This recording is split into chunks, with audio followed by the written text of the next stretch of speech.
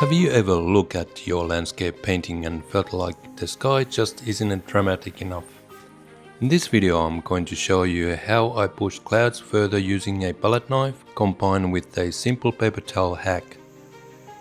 We'll also talk about underpainting, how the right color choice underneath can do most of the work for you without extra effort. Plus I'll show you how to flick in natural grass texture using a paper towel tool you can make yourself. If you are ready to unlock more possibilities in your oil painting, you're in the right place. If you are interested, stick around. When it comes to mixing paint, I don't overthink it. I like to keep it simple and tweak the colors as I go. A lot of the magic happens right on the panel, blending, pushing the paint around and letting it surprise you a little. That's the fun part of the oil painting. It's all about exploring, and remember it doesn't always turn out exactly how you expect, and that's totally okay. Like you can see, I mixed up with the Prussian blue and titanium white together, because Prussian blue can be very overwhelming dark blue, so you can mix a little bit titanium white so it goes a little bit lighter, so you don't need a lot of Prussian blue. And like you can see, I'm applying paint with my palette knife on the left hand side, titanium white, and Prussian blue on the right hand side. I even brushed it on my side of the panel to make sure everything is covered, and then I just blended rigorously colors together. Always make sure that your blending brush is always clean for next blending. You know, there is so many ways to paint clouds. You just have to find your style that works best for you. Today I'm mixing it up with the palette knife and blending brush and the paper towel hack all together. Each tool gives a different texture, so it's fun to experiment and different ways to do those clouds. Like you can see, I started applying paint with my palette knife, and this is Payne's grey, which is a fairly dark color, and I just spread it out on the panel, just randomly doing those clouds, and even using my paper towel hack, and then I just tapping and blending just gently, just randomly get those marks on the panel, those clouds, and then I just blend it with the soft brush gently, and make sure that your blending brushes are always nice and clean between the blends, and then I just keep blending.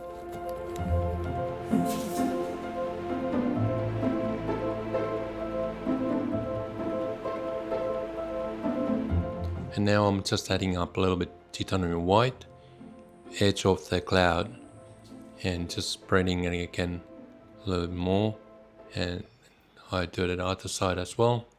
Just randomly get your titanium white on your panel, design your clouds a little bit, and then you add up some Payne's grey as well, and then you just blend it between those titanium white and Payne's grey between, and don't go too overly to the titanium white, otherwise it's gonna go darker again.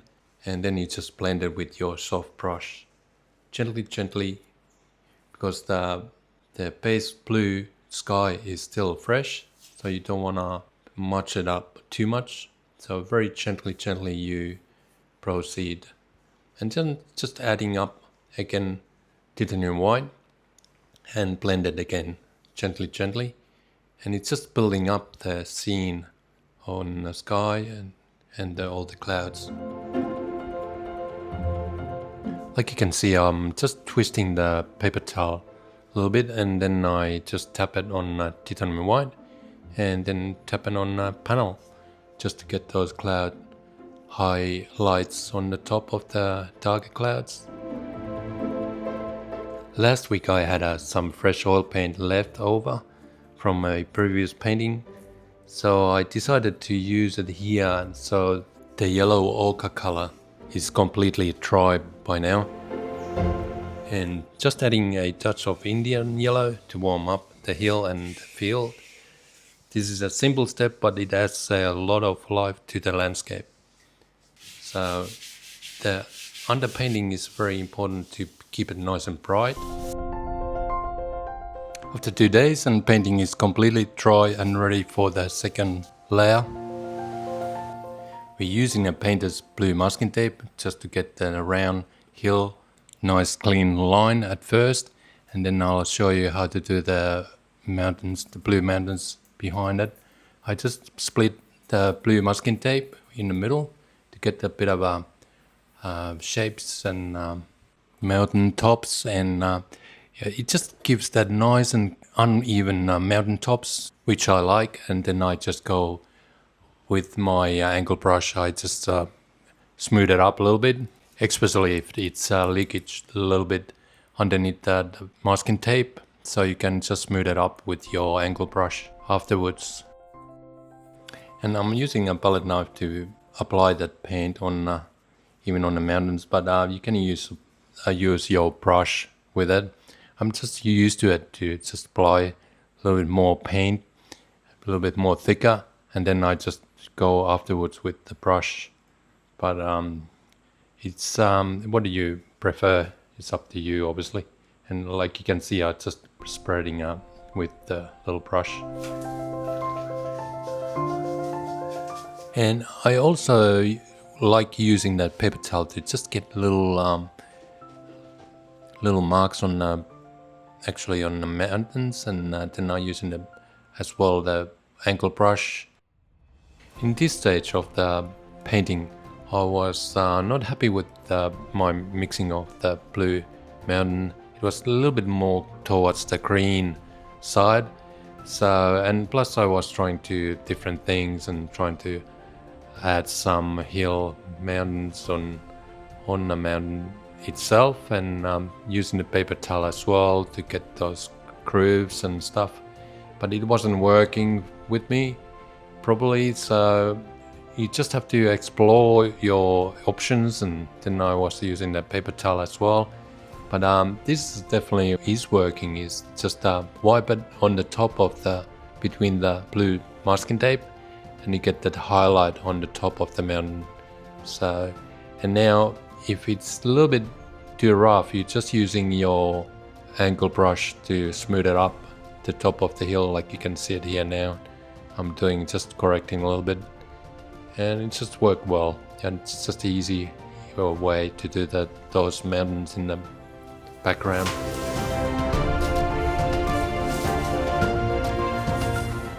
And I did have one comment, and I like these comments. And it was that you're using too much blue masking tape, and it's just another tool to get the straight line, and you can push your paint different ways, and it just adds up a little bit more clear cut lines if you want to. But yeah, it's just one more tool. If you want to use a ruler or just your plain hand, that's fine. Just use what you work for you.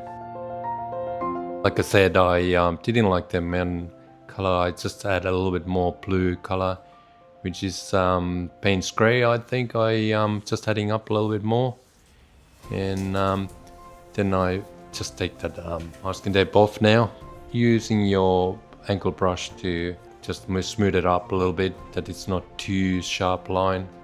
And like I said, I don't like too sharp line. You can smooth it up with your angle brush a little bit and correct it. Let's mix more colors. So we got olive green, sap green, yellow ochre, and burnt amber. Titanium white, obviously, and liquid original I always use on my paint. And these are the colors that are gonna shape up my landscape. And before we do that, I'll fix up that last mountain on the distance. Also, when I'm mixing up the liquid original, every paint, I make sure that it's nice and clean, that I don't mix with the other paints. And now I'm just splitting up the masking tape again for the last mountain I'm doing on the distance, and I'm using a little bit more titanium white and Payne's gray. and also adding up a little bit more blue on the mountain, the Payne's grey, just to contrast. If you don't already know, I like using my crumpled paper towel hack for creating these little trees. I also show you a quick demo. A paintbrush gives a clean, controlled highlights, while a crumpled paper towel creates broken organic texture. Totally different vibes for different situations. So I love experimenting with the both and seeing what unexpected effects appear. I really love the creative process of oil painting. I usually start with some kind of plan. Sometimes it's a landscape I've seen. Other times it's more of mindscape I design. I don't get too detailed at the beginning. I like to let the painting evolve naturally as I go. And it's never about being better or worse than other painters. It's really about how you want to create your landscape. We all see the world differently, and a lot of times comes from where we are from. I live in Australia, so my paintings are naturally influenced by the Australian countryside and seascapes. If I lived in Finland, my landscape would probably lean more towards Nordic forest and lakes, which I actually enjoy painting sometimes too, because I do come from Finland. So if you don't know me already, my name is Jori Poutanen, and I do come from Finland, but I live in Australia. I met my wife in Australia 37 years ago, and I went back to Finland, but I decided to come after 1 year. I just married my wife, and she's background is actually Italian as well. So I love my in-laws very much. And I got a lot of friends. We got French, I got Italian, Spanish, and Portugal, Brazilians and Canadian, and even Argentina. And good friend of mine is UK. We do play tennis actually once a week. And yes, but that's enough of me now. And I just hope you try these techniques, what I'm just showing you, because it's all about just trying what you have learned and just exploring different techniques and just have a fun with it.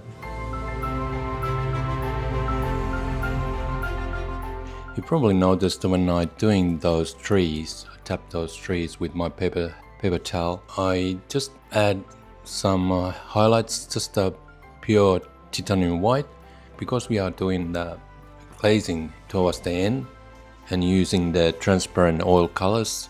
It gives that bit of a glowing effect, which is great. It's just one way to do your highlights. Like you can see here, I'm using the paper towel and the brush as well.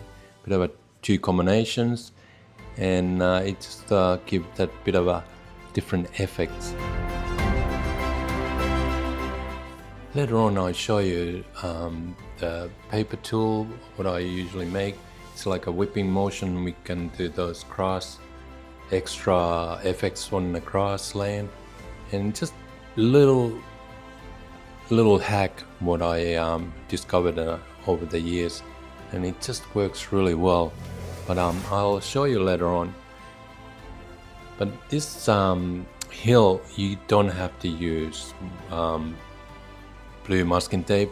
You can just use your hand to shape it up, but I just like to use the masking tape because I adding up those trees as well, and it just stays on the same line.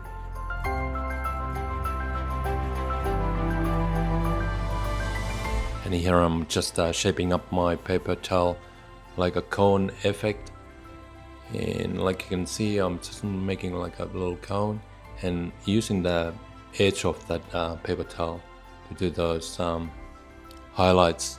And again, like I said before, I'm using just a pure titanium white and get those highlights done, because we are doing the glazing afterwards. And using your larger brush for those shades underneath the tree lines. And I also show you how to make little paper tool for creating those little branches on a tree. Just a little T-tiles. You can push those tree branches and tree trunks and little twigs, and it's just a great way to as well create without using the paint. You're just pushing the paint around a little bit. And if you do paint with the acrylic, I'm not sure how it's gonna work. All my these hacks, what I'm showing you, but oil paint can be a little bit more giving because it gives you more time to shape up your landscape. So if you are acrylic painter, I would definitely recommend it to learn how to do the oils. Of course, there is a different advantage of the painting process with acrylic and versus oil painting. Acrylic paint you can always clean up with your water. Obviously, it hasn't got that fume effect. And oil, as long as you're not using turpentine, and it's not as bad. And the oil paint, you can actually use your washing powder and mix it with the water. You can actually clean it with your brushes. At first you will wipe your oil paint off the brush as much as you can, and then you just put on washing and use washing powder because it's more powerful to clean it. And then you just rinse it on running water and let it dry properly. And I've done that many times as well, and it keeps your brush nice and soft as well. But make sure that the brush for the next day or couple days is totally dry before you use it. You don't want to mix up with the water while you're using oil paint. Anyway, like you saw me to apply oil color olive green on the bottom and yellow ochre on the top. And now I'm just using the rough bristle brush, and make sure it's once in a while you clean it up as well. And then I go downwards and push that darker paint downwards, and you can see that you can get nice little twigs and grass. And what happens now is that underpainting is start showing up underneath, which is a nice great effect for the grass. And then I do this paper towel tool, which is like a whipping motion. So I don't tip it on painting at all. I just pushing the paint with my whipping motion, and you get those nice grass twigs effects on the panel. And then what happens, I just go a little bit above that grass line, and you can get those little twigs on the top as well.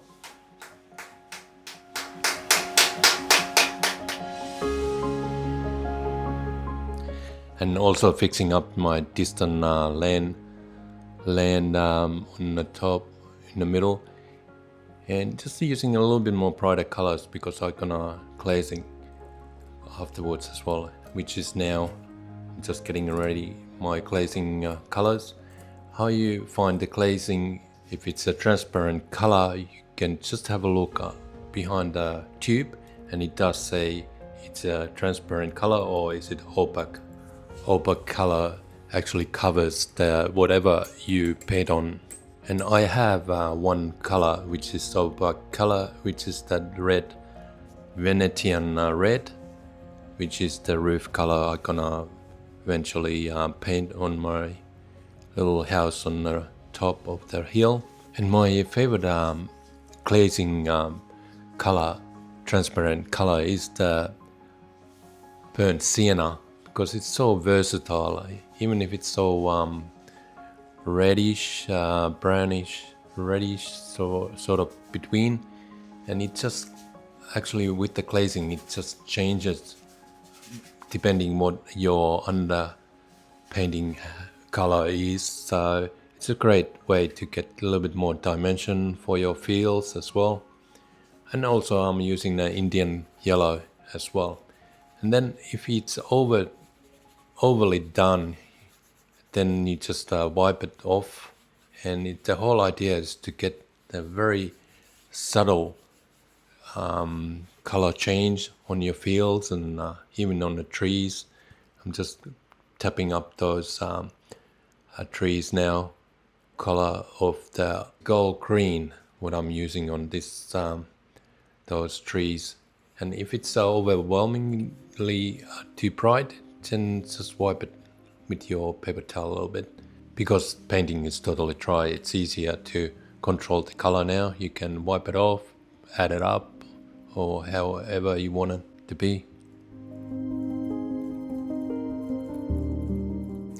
Even if the oil painting is dry now, you still want to be gentle with it. You don't want to rub it off too hard, because oil on the paint, it still acts like a solvent, but a very gentle solvent. So you just be gentle when you do the glazing. I just wanted to add a little bit sap green, very light sap green on the fields as well, and on top of the hill. And just behind the house, I wanted a little bit more greenier color, but still very gently and light.